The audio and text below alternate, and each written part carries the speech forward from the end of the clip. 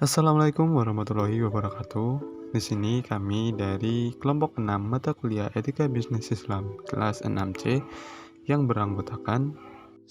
Krisna Ridwan Ditya Pratama dengan akhiran NIM 099, 2. Nur Fitriah Hidayatun Nafiah dengan akhiran NIM 298, 3. Natalia Mega Selvi dengan akhiran NIM 304, dan Muhammad Syaiful Umam dengan akhiran NIM 325.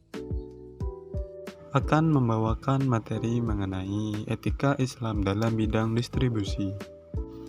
A. Prinsip distribusi dalam Islam.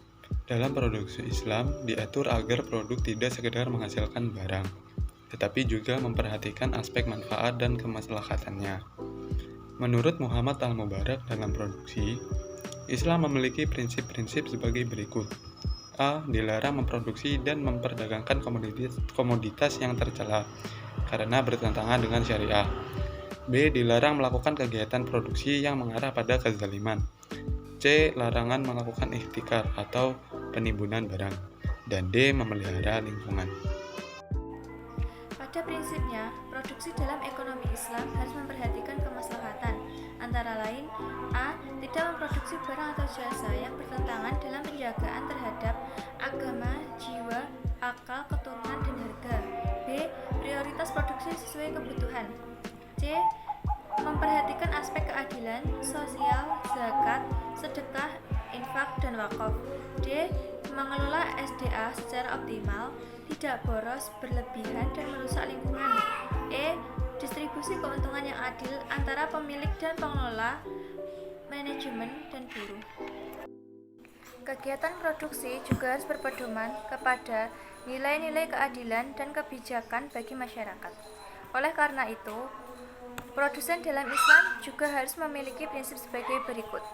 A. Memiliki komitmen yang penuh terhadap keadilan. B. Memiliki dorongan untuk melayani masyarakat sehingga segala keputusan perusahaan harus mempertimbangkan hal ini. Materi selanjutnya yaitu adalah B. Norma dan etika bidang distribusi.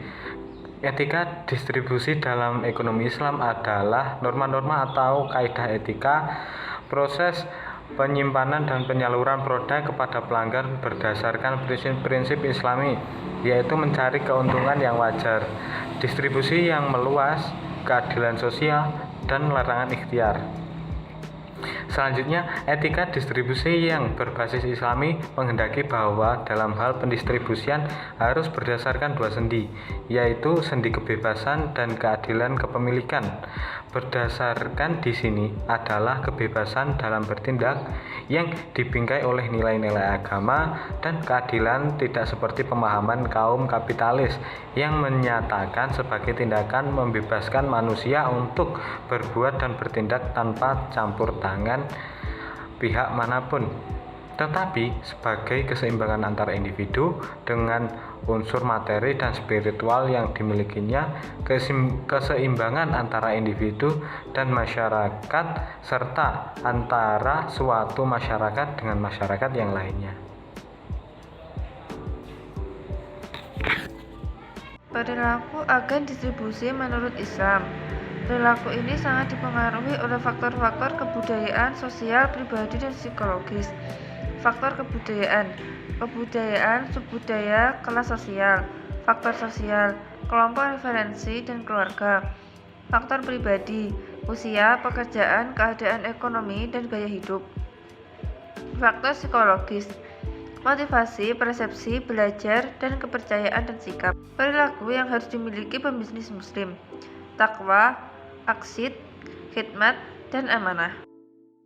Sekian presentasi dari kelompok kami. Apabila ada kurang lebihnya mohon maaf. Wassalamualaikum warahmatullahi wabarakatuh.